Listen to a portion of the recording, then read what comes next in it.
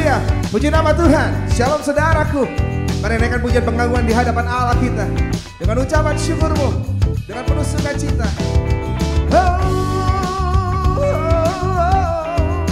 Yeah. Ketahuilah bahwa kasih Allah tak berkesudahan. Let's go. Oh kasih Allah tak berkesudahan, selalu baru setiap hari. Rahmatnya pun tak pernah berakhir seumur hidupku. Come on, sing it. Kasih Allah tak berkesudahan, selalu baru setiap hari. Rahmatnya pun tak pernah berakhir seumur hidupku. Hai, dengan sukacitaku kan menari, dengan sorak-sorai memuji, ku naikkan pujian, haleluya. Oh nyanyi bagi Dia Sang Raja, nyanyi bagi Dia Sang Raja. Sing it on the top, come on. Hey, oh kasih Allah tak berkesudahan, selalu baru setiap hari. Oh rahmatnya pun tak pernah berakhir seumur hidupku. Come on, biar musik memuji Tuhan. Hey, haleluya.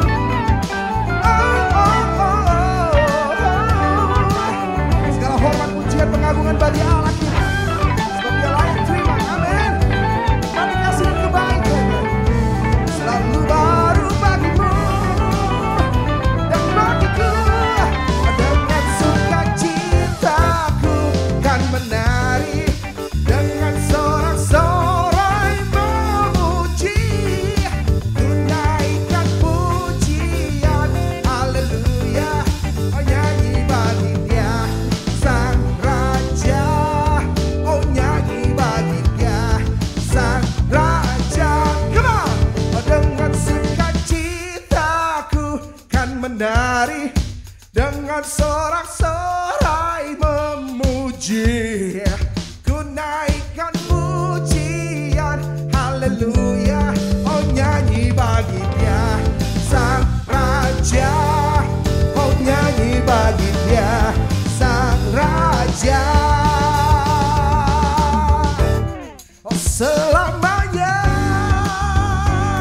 oh selama-lamanya. Oh nyanyi bagi Dia selama-lamanya, sebab besar kasih setianya. Haleluya. Berikan kemuliaan bagi Allah kita. Sungguh ketahuilah, apa yang tidak pernah kita lihat, tidak pernah kita dengar, dan tak pernah timbul dalam hati kita, itu semua Tuhan telah sediakan indah pada waktunya. Nikmati waktu Tuhan, nikmati kebaikan yang terjadi dalam hidupmu. Dia Allah yang baik, Dia Allah yang luar biasa. Bersama dengan ucapan syukurmu, nyanyikan. Apa yang kau alami kini mungkin tak dapat engkau mengerti. Cobaan yang engkau alami tak melebihi kekuatanmu. Tuhanmu tak akan memberi ular beracun pada yang minta roti. Satu hal tanamkan di hati, indah semua yang Tuhan beri. Come on.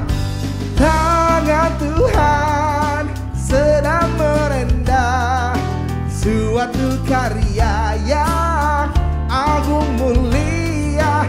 Saatnya kan tiba nanti, kau lihat pelangi kasih-Nya.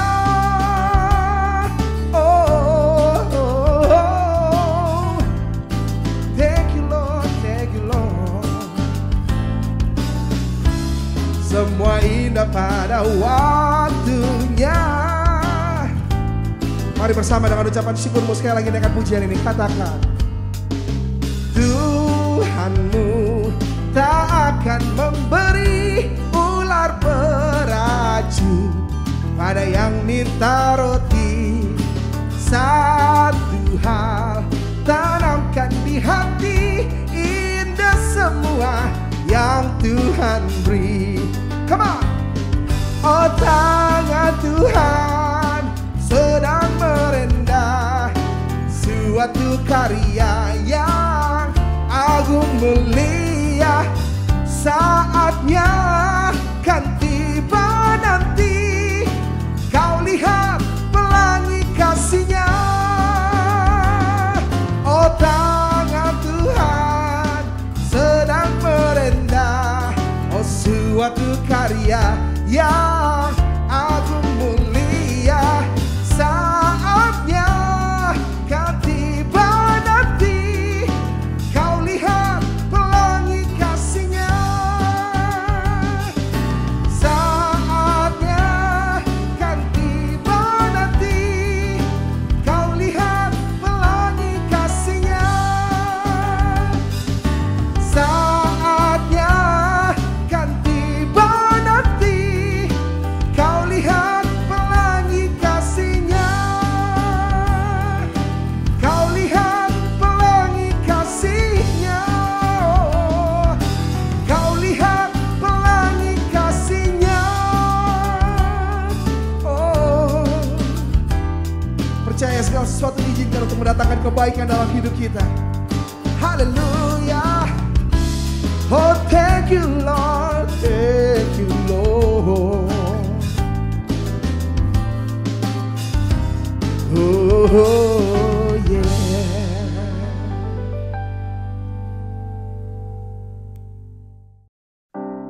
Selalu ada kekuatan yang Tuhan berikan dalam hidup kita untuk bisa melewati segala rintangan. Tetap bersyukur dan percaya waktu Tuhan yang terbaik dalam hidup kita.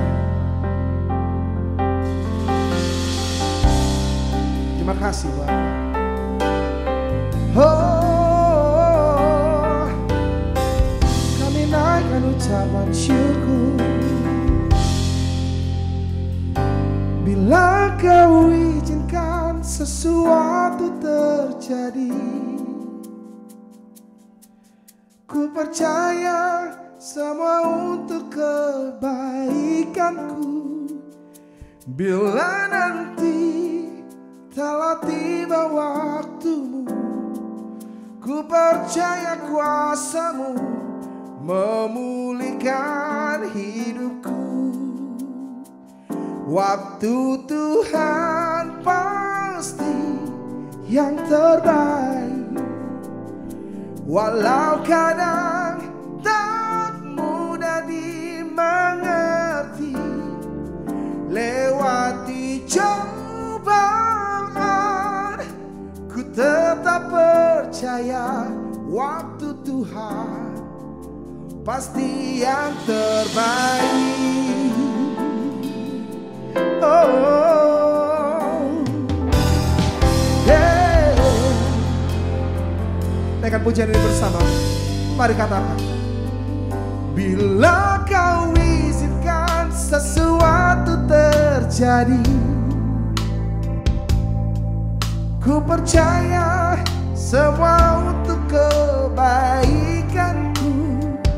Bila nanti telah tiba waktumu, ku percaya kuasa-Mu memulihkan hidupku. Waktu Tuhan pasti yang terbaik, walau kadang tak mudah dimengerti. Lewati cobaan, ku tetap percaya waktu Tuhan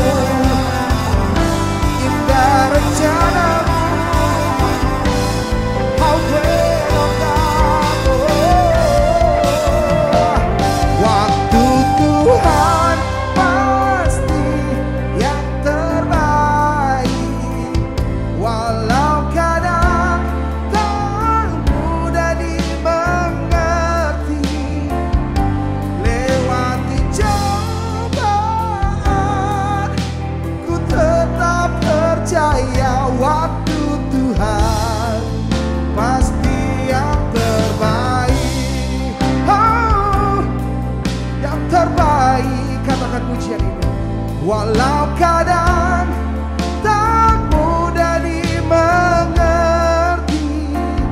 lewati cobaan, ku tetap percaya waktu Tuhan pasti yang terbaik. Lewati cobaan, ku tetap percaya waktu Tuhan pasti yang terbaik. Oh, Kau sediakan yang terbaik bagiku. Terima kasih Yesus.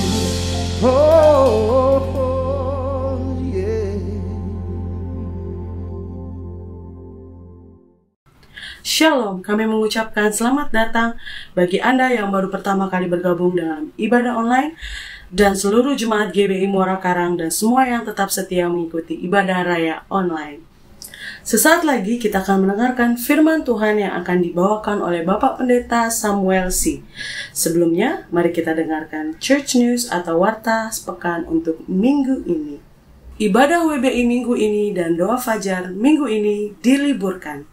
Ibadah Jumat Agung 2 April 2021 pukul 10 via YouTube channel akan dilayani oleh Bapak Pendeta Dr. Fajar Kapurnama disertai dengan perjamuan kudus. Ibadah Raya Online Paskah pada Minggu 4 April 2021 akan dilayani oleh hambanya Bapak Pendeta Yofi Hendiawan via YouTube channel disertai dengan perjamuan kudus. Seluruh ibadah online dapat diakses melalui gbimk.org. Demikianlah Church News untuk minggu ini. Mari kita siapkan hati kita, mari kita siapkan catatan kita untuk kita mendengarkan firman Tuhan. Tuhan Yesus memberkati. Selamat hari Minggu saudara-saudaraku sekalian, selamat beribadah. Tuhan senang dengan kehadiran saudara, Tuhan senang dengan kesetiaan saudara mengikuti ibadah. Karena beribadah adalah kesukaan Tuhan. Tuhan berikan perintah, janganlah kita meninggalkan pertemuan-pertemuan ibadah kita. Seperti yang dibiasakan oleh orang-orang yang tidak mengenal Tuhan. Kita adalah umat yang mengenal Dia, mengenal kasih-Nya, pengorbanannya. Kita meresponi kasih kita kepada Tuhan melalui ibadah hari ini. Selamat beribadah, mari kita tunduk kepala, kita berdoa lebih dulu sebelum mendengarkan firman Tuhan. Bapa di dalam surga, Bapa yang kudus dan besar, Bapa yang sangat memperhatikan kami, telah turun menjadi manusia dan mati menggantikan dosa-dosa kami, menggantikan kematian kami dengan kematian-Mu, Allah yang baik di dalam Yesus Kristus. Engkau juga bangkit dari kematian-Mu yang selalu diingatkan oleh gereja Tuhan. Saat ini kami kembali rindu mendengarkan firman-Mu. Karena firman-Mu menjadi kekuatan, firman-Mu yang mensupport kehidupan kami tiap-tiap waktu. Dalam nama-Mu Yesus kami telah berdoa dan menyambut firman Tuhan. Amin. Saudaraku, untuk tema firman hari ini adalah kapankah Tuhan menolongku? Sebuah tema yang berbentuk pertanyaan. Muncul tema ini karena beberapa jemaat seringkali bertanya, kapankah Tuhan menolong aku? Kenapa kehidupanku tetap susah? Kenapa Tuhan tidak begitu mudah menolongku? Mengapa setelah aku jadi Kristen kehidupanku tidak bertambah baik? Saya ingin berkata kepada saudara, menjadi Kristen bukanlah berarti hidup menjadi lebih mudah. Saya ulang lagi, menjadi Kristen bukan berarti memiliki hidup yang semakin mudah, umpamanya mudah dapat berkat, mudah jadi kaya, mudah disembuhkan, mudah menyelesaikan masalah. Bukan itu tujuan utama. Tapi menjadi Kristen adalah menerima Yesus sebagai Tuhan dan sebagai penebus dosa kita. Setelah kita jadi Kristen, maka proses yang terpenting adalah dalam perjalanan kita dibentuk oleh Tuhan melalui kehidupan, melalui masalah, melalui kesulitan, masalah problema. Itu menjadi alat Tuhan untuk membentuk kita supaya kita makin dewasa. supaya kita makin memahami makna dan tujuan hidup, supaya kita makin matang, supaya kita makin mampu dan bertahan dalam segala keadaan. Kita menjadi pribadi manusia yang tahan banting, dan itu yang memperkenan hati Tuhan. Saudaraku, jadi ukurannya bukanlah hidup jadi lebih mudah, ya. Nah, kalau tema ini berkata, kapankah Tuhan menolongku? Itu artinya di dalam tema ini kita akan menemukan bagaimana cara Tuhan bekerja dalam hidup kita. Ya, saudaraku, beberapa orang berkata, setelah saya jadi Kristen, kok hidup terasa tetap susah, tidak habis-habisnya. Jadi jangan salah paham, saudaraku. Setelah jadi Kristen bukan berarti masalah jadi berhenti dan habis. Setelah jadi Kristen bukan berarti masalah dapat cepat selesai. Ya, kemudian aku berdoa, permintaanku, doa-doaku belum dijawab Tuhan. Aku mendapatkan kesulitan, terasa aku dibiarkan oleh Tuhan. Dan kemudian yang katanya Tuhan itu dekat di hati kita, kok terasa jauh, apalagi waktu aku membutuhkannya. Dan perasaan-perasaan seperti ini seringkali muncul dalam kehidupan umatnya. Saudaraku, kita semua tahu hidup ini berat, hidup ini keras. Ya, hidup ini berat, hidup ini keras. Jadi kita tahu bagaimana manusia lahir dalam keadaan lemah. Kita lihat bayi yang lahir tidak berdaya, hanya bisa menangis. Sedangkan ia akan menghadapi masalah-masalah kehidupan yang begitu kuat dan keras. Bayi lemah, tapi masalah yang dihadapi dalam kehidupan ini keras dan besar. Kita lihat alam lingkungan, semua keras, semua dahsyat. Ya, seringkali terjadi musibah atas kekerasan atau kedahsyatan alam semesta ini. Seperti terjadi gempa, gunung yang meletus, longsornya tanah, badai taufan, tsunami. Lalu kemudian ditambah dengan masalah-masalah kehidupan sehari-hari yang paling kita rasa setahun ini pandemi telah menekan begitu banyak sendi kehidupan. Satu virus tapi telah merusak seluruh kehidupan manusia seluruh dunia. Sebab itu hidup ini memang membutuhkan perjuangan. Menjadi Kristen bukan berarti lebih mudah kehidupan kita, tapi menjadi Kristen Tuhan terlibat di dalam kehidupan kita yang berat ini. Kita bekerja bersama dengan Tuhan untuk menyelesaikan setiap perjuangan dalam hidup ini. Bagaimana Tuhan menolong kita? Saya teringat ada sebuah mimpi seorang anak muda. Ya, ketika ia berjalan di pantai, dia melihat dan merasa, ya, ketika berjalan di pantai yang lembut, pasir yang halus, dia merasa ada dua tapak kaki berjalan. Dan dia memperkirakan tapak kaki itu adalah dia sedang berjalan bersama dengan Tuhan. Tetapi ketika dia telah melewati jalan yang cukup panjang, dia melewati jalan-jalan yang berkerikil, jalan-jalan yang berduri, jalan-jalan banyak kayu-kayu yang tajam. Kemudian dia hanya melihat hanya setapak kaki, sepasang kaki saja yang ada pada jalan kerikil-kerikil tajam itu. Kemudian anak muda ini memiliki persepsi sendiri dan bertanya kepada Tuhan, Tuhan, mengapa engkau meninggalkan aku di saat aku menemui jalan-jalan yang tajam, aku menemui bahaya, aku menemui kesulitan berjalan seperti tadi pada pendahuluan firman ini. Tuhan terasa jauh, Tuhan tidak mendengar doaku, kesulitanku dibiarkan oleh Tuhan. Itulah kurang lebih gambaran dari mimpi seorang anak muda ketika ia berjalan di pantai itu. Lalu Tuhan menjawab, Tuhan menjelaskan, ketika engkau berjalan bersamaku di pantai yang lembut, di pasir yang halus, kita berjalan berdua. Aku membiarkan kamu berjalan sendiri sambil ku gandeng. Ku temani engkau berjalan, makanya ada dua telapak kaki, ada dua pasang telapak kaki. Dengan kata lain, di saat engkau menemui jalan-jalan yang mudah, Di saat engkau menemui jalan yang halus, aku berada di sampingmu, Allah yang Immanuel. Tetapi ketika engkau menemui jalan yang sulit, jalan yang tajam, di mana aku tahu engkau tidak sanggup lagi melewati jalan itu, kakimu akan luka menginjak kerikil, kayu, benda-benda yang tajam di jalan itu. Maka aku menggendong kamu. Jadi telapak kaki yang sepasang itu bukanlah telapak kakimu, tapi telapak kakiku. Seperti firman Tuhan berkata, ku gendong engkau sampai masa tuamu.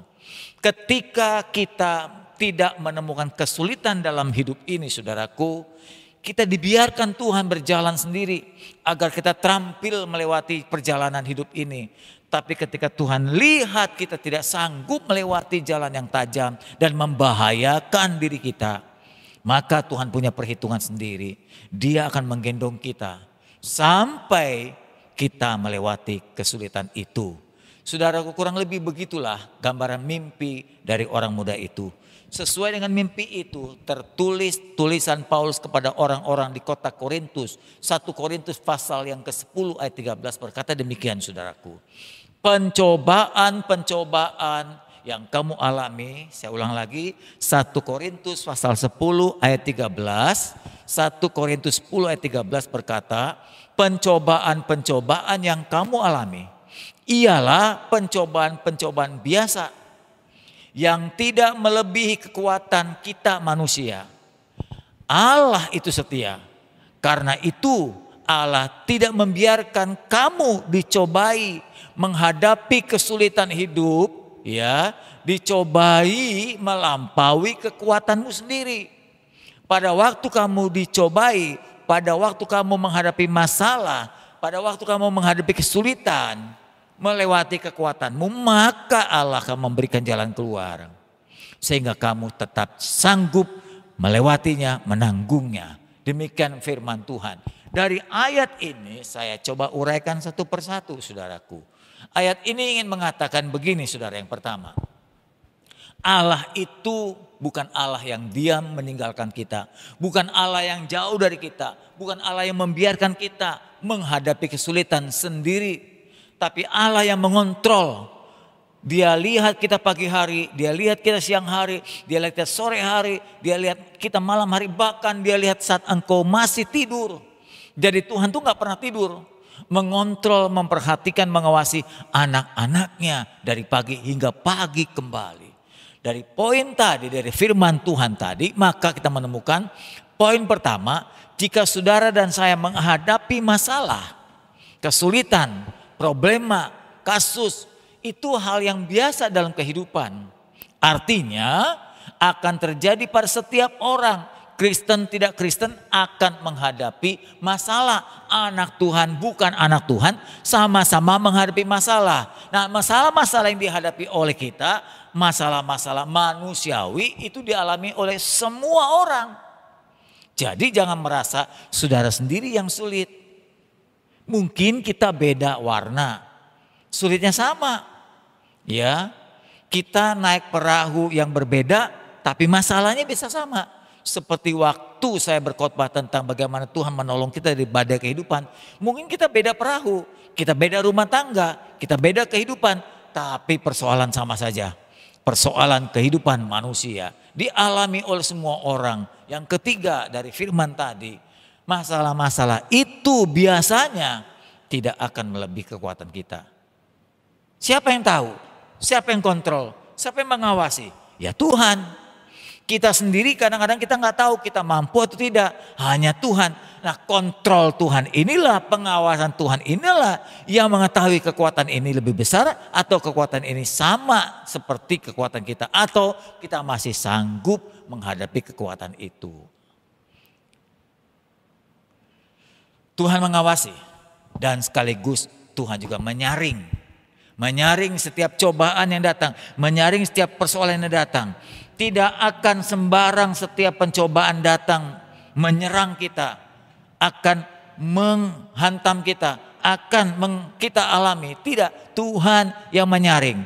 Sepertinya begini, kalau cobaan A mau datang, Tuhan berkata, sorry, ini cobaan A gak boleh dulu nih, terlalu berat ini buat si Samuel.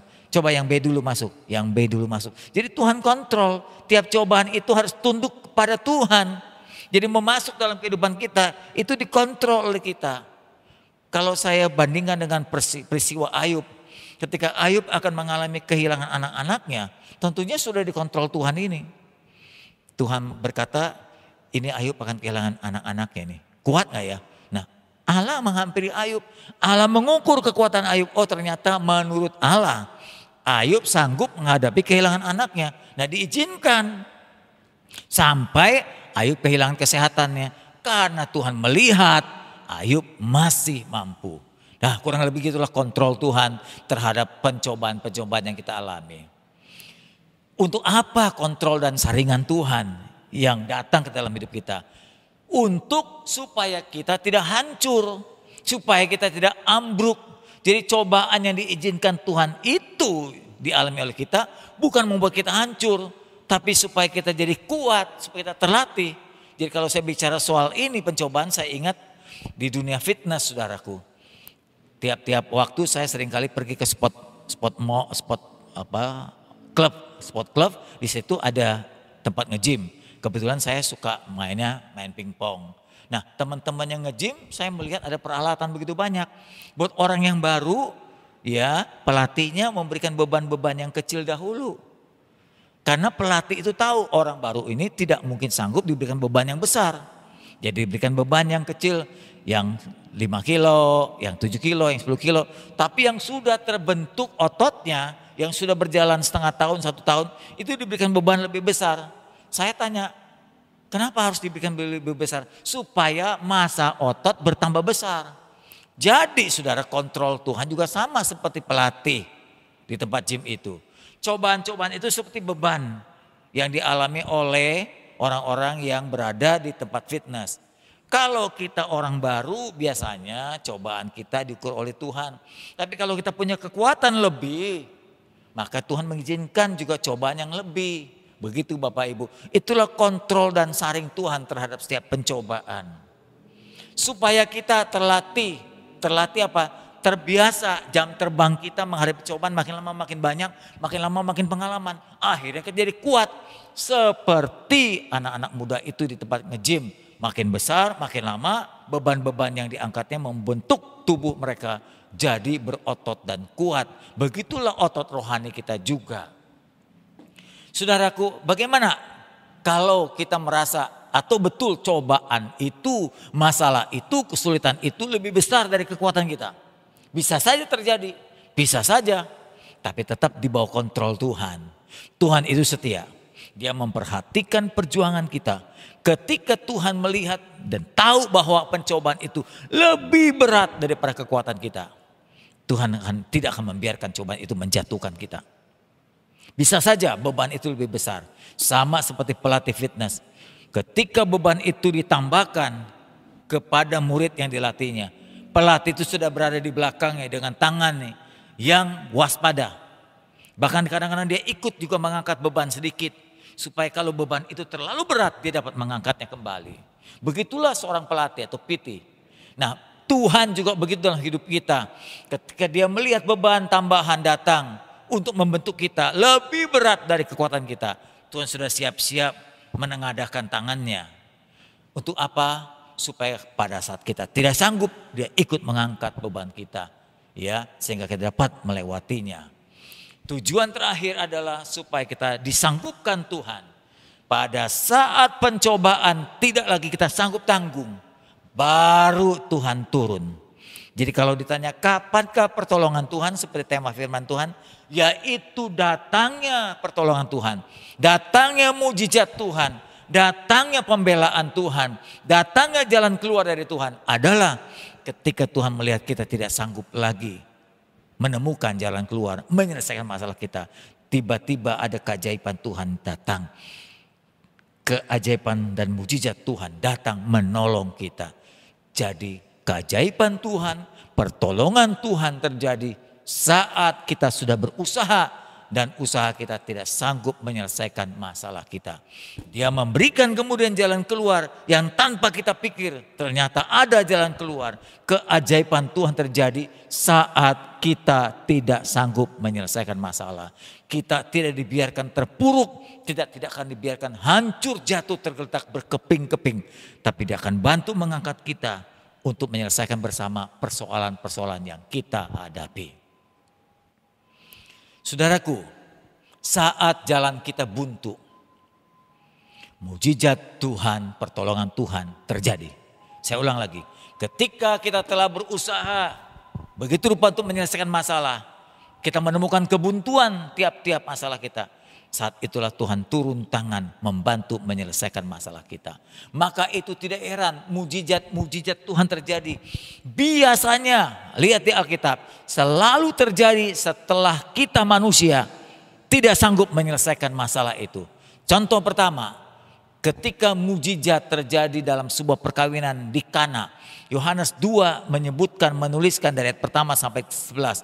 Pada sebuah pernikahan, Yesus diundang dalam perkawinan itu. Ketika Yesus diundang, awalnya tamu diberikan minuman anggur yang baik dan cukup.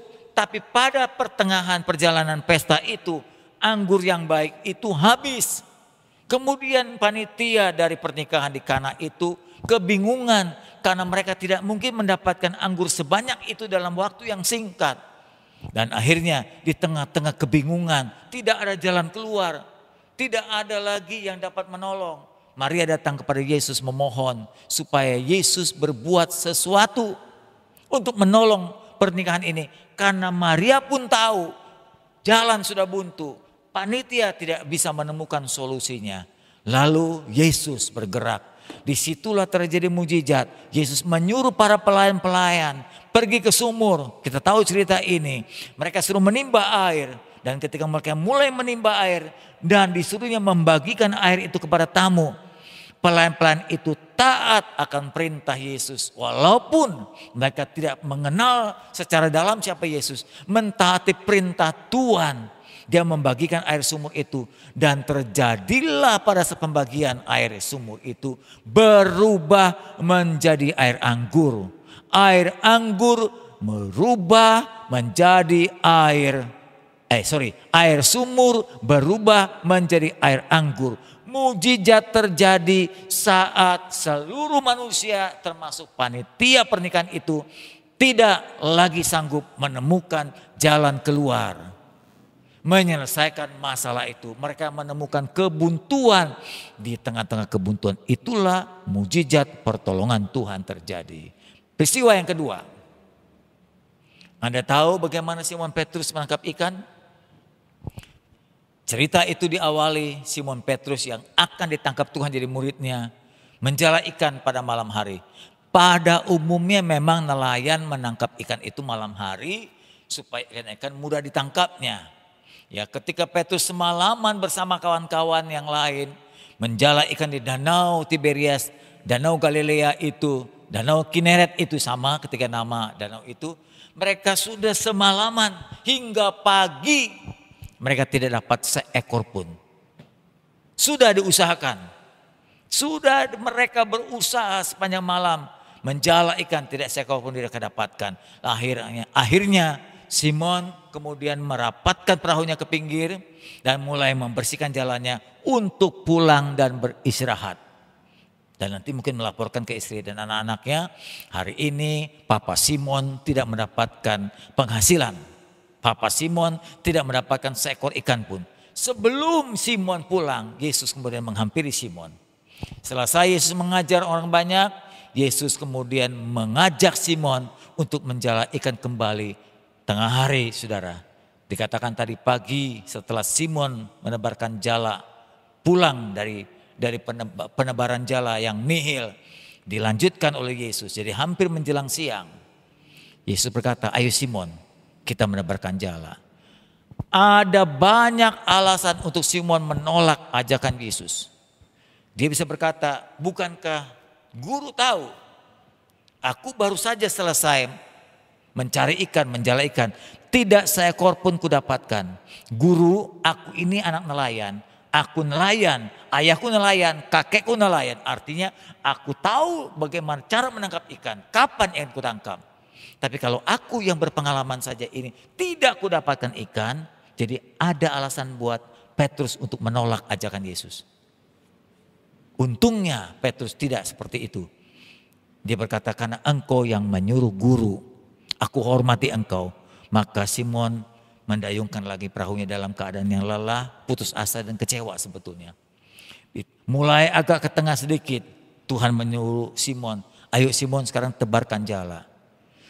Jujur saja, siapapun yang disuruh oleh Yesus dengan keadaan seperti itu akan berkata dalam hatinya, rasanya nggak mungkin ini kudapatkan. Karena aku baru saja pulang, tidak dapatkan apa-apa. Sudah kuaduk-aduk danau itu semalaman, tidak dapat apa-apa. Sekarang siang hari disuruhnya oleh anak tukang kayu, Yesus Kristus namanya, tidak mungkin kudapatkan ikan. Tapi karena engkau yang menyuruh guru, kutebarkan jala juga. Ketika Anda lihat, Simon dan teman-temannya sudah putus asa, tidak mendapatkan ikan. Upaya dan usaha mereka nihil, mereka menemukan jalan buntu. Di saat itulah mujizat Tuhan terjadi. Simon mengangkat jala itu perlahan karena beratnya. Dia tidak pernah menyangka jala itu dipenuhi dengan ikan yang melimpah. Makin ditarik jala itu, makin terlihat ikan-ikan. Banyak sekali.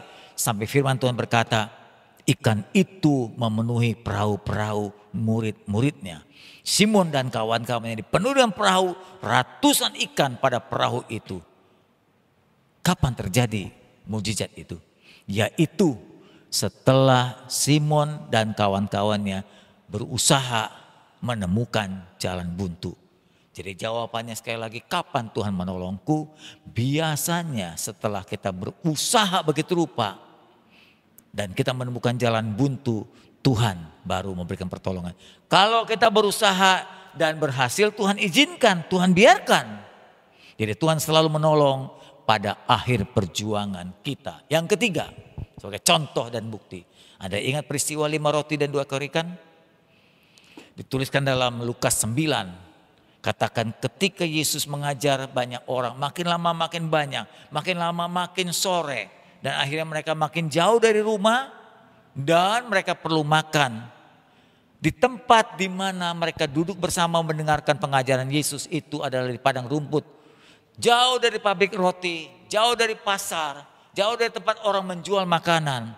Lalu orang-orang berkata, Yesus mereka perlu diberikan makan. Di mana kita mendapatkan makan untuk orang sebanyak ini? Jadi perkirakan 5.000 orang. Ya, itu baru laki-lakinya saja. Belum kalau dia membawa istri, membawa anak dan seterusnya. Saudara, ribuan orang di padang rumput itu.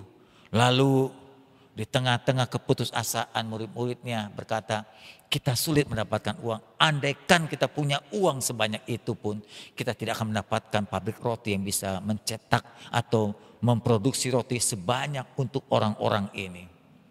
Saudaraku, apakah tidak ada jalan keluar? Apakah buntu? Apakah jadi berantakan? Ternyata tidak. Tuhan itu maha kuasa. Tiba-tiba datang seorang anak kecil, digerakkan untuk menyerahkan 5 rotinya dan ikannya. 5 roti dan 2 ekor ikan itu sebetulnya hanya untuk dia sebetulnya. Untuk dia makan, dibekali oleh orang tuanya. Lalu dia serahkan kepada Yesus. Yesus menerima dengan mengucap syukur dan berdoa. Pada saat Yesus mengangkat roti itu, di mana semua orang tidak lagi bisa menemukan jalan keluar untuk memberikan makan 5.000 orang. Semua buntu, sekali lagi, semua buntu. Supaya segala upaya yang dilakukan oleh manusia buntu. Saat itulah mujizat terjadi. 5 roti 2 ekor ikan itu berkembang sedemikian rupa. Sehingga tiap kali diambil roti itu gak pernah habis. Setiap diberikan ikan itu kan gak pernah habis. Sehingga sampai ribuan orang makan dengan kenyang. Masih ada sisa untuk dikumpulkan. Dikatakan oleh firman Tuhan, sisanya 12 bakul. Saudaraku, mujizat terjadi kapan? Saat setiap orang telah berusaha dan menemukan jalan buntu. Kalau jalan masih lancar, kalau jalan masih ada, Tuhan biarkan supaya kita terdidik untuk berjuang juga. Jangan menjadi pemalas. Manusia yang kreatif Tapi pada saat kita menemukan jalan buntu, bagaimanapun manusia ada batasnya. Disitulah pernyataan mujizat Tuhan, pertolongan Tuhan. Ya, 5 roti 2 ekor ikan menolong ribuan orang. Saudaraku, simpulan dari firman ini, Tuhan itu mendidik kita. Tuhan itu membentuk kita. Jadi tujuan menjadi Kristen bukan menjadi kaya, bukan menjadi populer, bukan supaya hidup lebih mudah dibanding agama-agama lain. Bukan.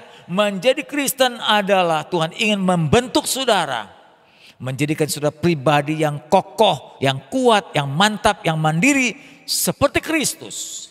Makanya Tuhan gunakan ya persoalan, masalah kehidupan ini menjadi alat untuk membentuk saudara. Sebab tujuan terakhir saudara menjadi Kristen adalah saudara terbentuk menjadi pribadi seperti Kristus. Kokoh, kuat, dewasa, mandiri.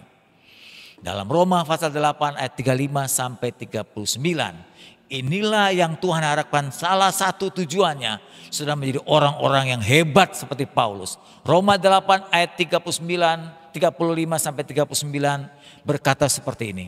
Siapa lagi yang bisa memisahkan kita dari kasih Kristus?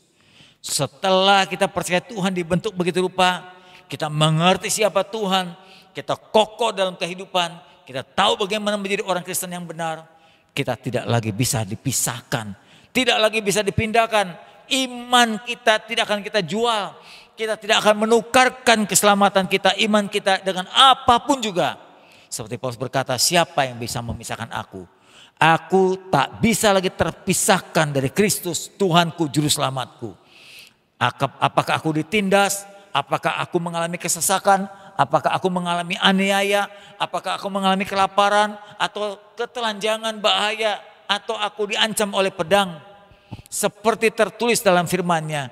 Karena Engkau Tuhan kami bersedia, kami rela dalam bahaya maut sepanjang hari. Itu pengalaman Paulus. Kami sudah dianggap seperti domba sembelihan. Tapi dalam semua penderitaan dan kesulitan-kesulitan itu, kami telah menjadi lebih dari orang-orang yang menang. Artinya kata lain, kami dapat melewati kesulitan-kesulitan itu. Kami menang atas cobaan-cobaan itu oleh Tuhan yang mengasihi kami. Sebab aku yakin bahwa baik apakah maut, hidup, malaikat, pemerintah-pemerintah yang berkuasa, yang sekarang maupun yang akan datang, kuasa-kuasa di atas maupun di bawah, makhluk lain, tidak dapat lagi memisahkan aku dari kasih Tuhan. Aku tidak akan memindahkan imanku dengan keyakinan lain. Aku tidak akan pernah menjual keyakinanku dengan banyak hal, termasuk kekayaan dunia. Iman yang di dalam Yesus Kristus Tuhan kita. Inilah pernyataan yang luar biasa. Kalau kita sudah mengalami pembentukan kematangan seperti itu, maka akan menjadi orang-orang yang kokoh, menjadi orang-orang yang tahan banting, menjadi orang-orang yang mantap dan mandiri. Saudaraku, saya memberikan ilustrasi bagaimana cara Tuhan membentuk kita, ya, cara Tuhan membentuk kita. Saya memperlihatkan saudara ilustrasi tentang saringan. Saringan ini, ya, lubang-lubangnya sangat halus. Ini seperti kehidupan kita. Kehidupan kita saringannya halus. Ya. Sementara benda-benda yang disaring ini macam-macam bentuknya. Ada yang halus sekali, ada yang kurang halus, ada yang agak mulai besar, ada yang agak besar, ada yang mulai makin besar, ada yang tambah besar. Nah, benda-benda ini seperti cobaan hidup. Benda-benda ini seperti masalah-masalah kehidupan. Saya ulang lagi, saringan ini adalah saringan kehidupan, kemampuan kita menghadapi setiap masalah. Dan benda-benda ini adalah masalah-masalah. Dari masalah yang halus, masalah yang mulai agak kasar, agak lebih kasar, makin besar, makin besar. Nah, tentunya saudaraku, kalau saringan ini saya tuangkan benda yang halus. Ini garam ini, ya. Ini saringan hidup kita. Kalau ini garam seperti masalah kehidupan, Ya masalah-masalah kecil, masalah-masalah yang halus, masalah-masalah yang ringan, masalah-masalah yang enteng. Lewati saringan hidup kita. Lihat saudaraku.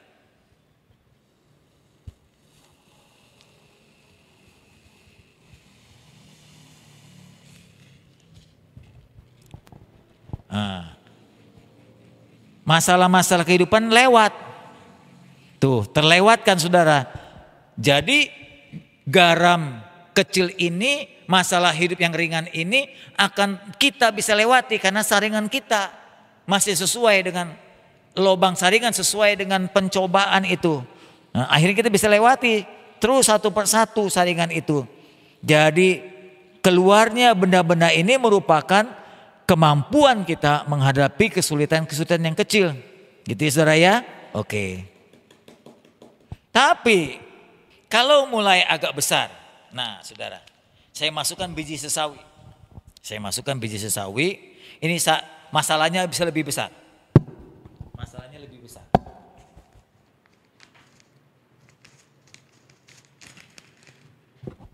Masalah lebih besar. Lihat saudara, tadi kalau masalah yang halus, ini masalah agak sedikit kasar. Pertanyaannya, apakah masalah-masalah yang lebih besar ini dapat dilewati? Oh ternyata enggak saudaraku. Karena lubang saringan hidup kita terlalu kecil untuk dilewati oleh pencobaan-pencobaan ini. Oleh kesulitan ini. Enggak bisa. Jadi tetap ada. Enggak bisa diselesaikan. Nah dengan kata lain, supaya pencobaan ini dapat dilewati, maka saringannya harus lubangnya lebih besar saudaraku. Lubangnya lebih besar, ya. Saya pindahkan ke saringan berikutnya. Mari. Nah, saringan lubangnya lebih besar. Saya ayak. Pencobaan dapat dilewati, saudaraku. Tuh, satu persatu dapat dilewati. Jadi Tuhan ingin supaya saringan hidup kita itu lubangnya makin lama makin besar. Makin lama makin mampu kita lewati. Kalau cuma dibohongi, lewat. Cuma ditipu 1.000 2.000, lewat. Ditipu 100.000, lewat. Enggak apa-apalah sudah. Tapi kalau mulai ditipu 1 juta, enggak tahan saudaraku. Lubangnya masih terlalu kecil untuk 1 juta. Ya, apalagi mungkin kita menghadapi masalah-masalah lain, fitnahan segala macam. Itu makin lama makin besar. Nah, saringan ini mampu melewati cobaan-cobaan yang kecil. Sekarang saya tukar. Tolong sekarang dibantu.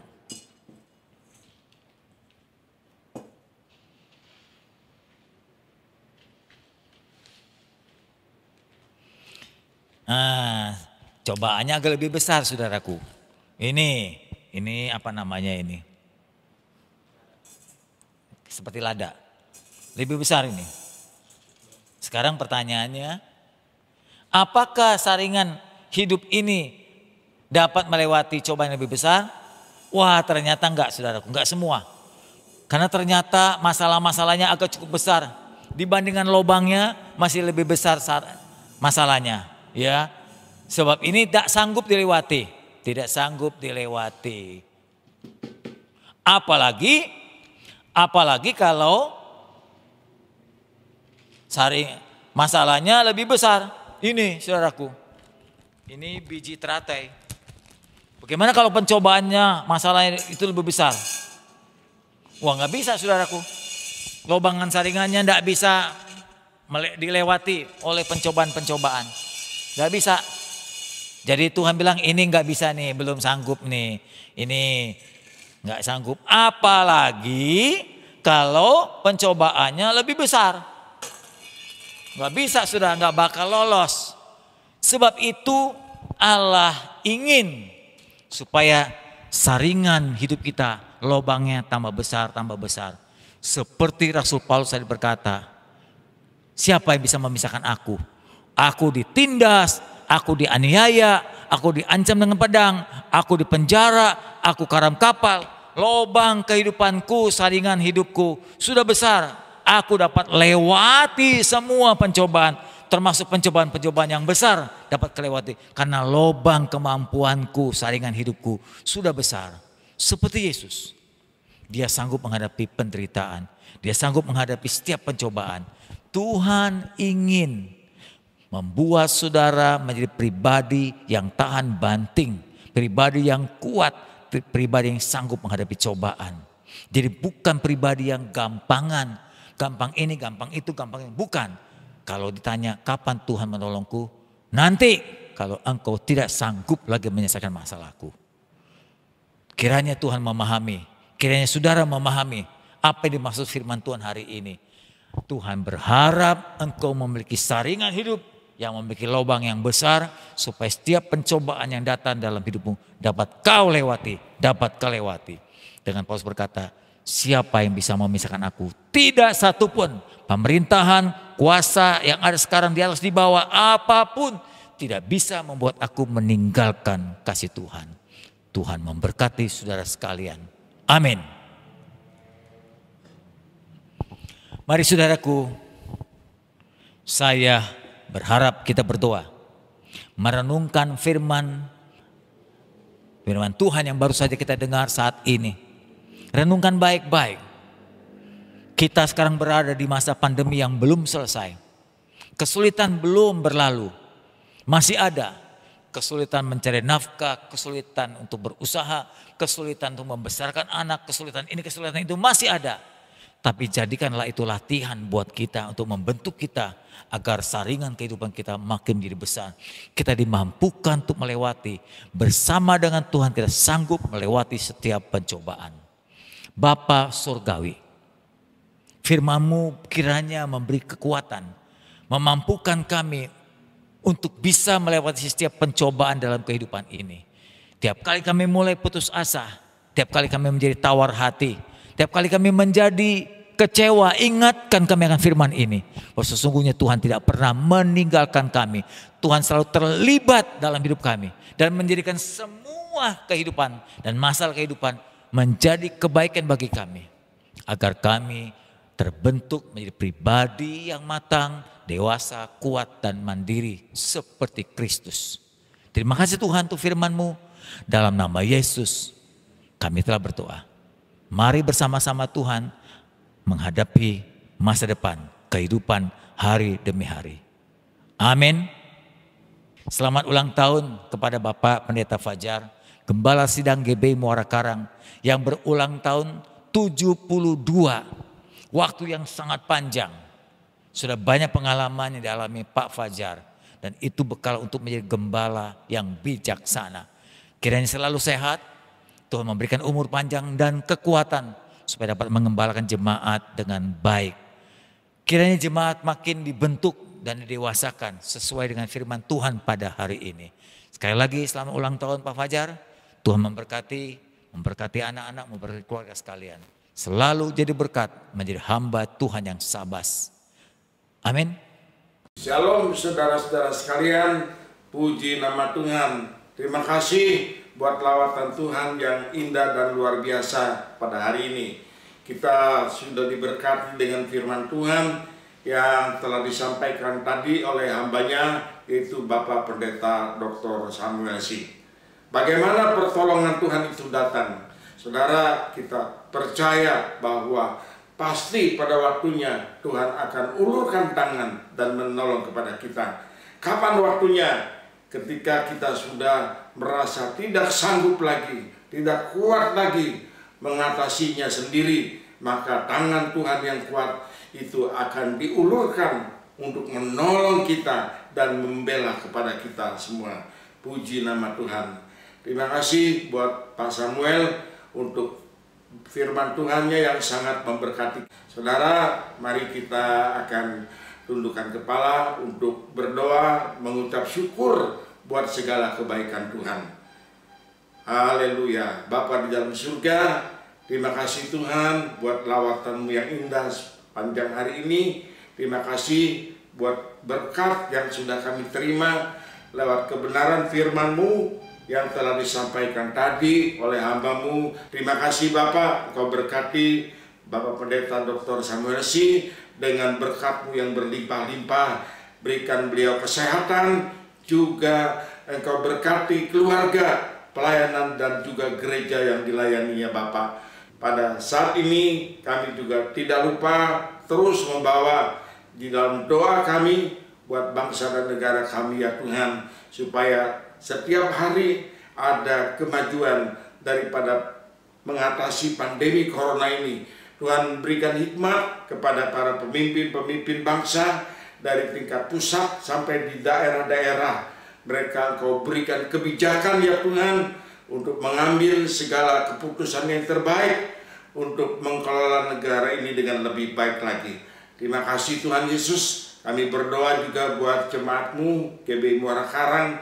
Engkau berkati dengan kesehatan, berkati dengan damai sejahtera, dan juga Engkau memberkati setiap pekerjaan daripada kami ini ya Bapa. Haleluya, puji Tuhan. Di dalam nama Yesus kami sudah berdoa dan kami selalu mengucap syukur kepadamu. Saudara-saudara yang dikasihi Tuhan, sekarang marilah kita mau mengangkat kedua tangan kita untuk menerima berkat dari Allah Bapa kita di surga, kasih setia dari putranya yang tunggal, yaitu Tuhan Yesus Kristus, dan penyertaan Roh-Nya yang Maha Kudus akan terus-menerus menyertai kita mulai dari hari ini sampai Maranatha Tuhan Yesus datang kembali. Di dalam nama Yesus kami sudah berdoa dan mengucap syukur. Mari kita semua yang diberkati Tuhan, kita mau katakan sama-sama, amin. Tuhan Yesus memberkati.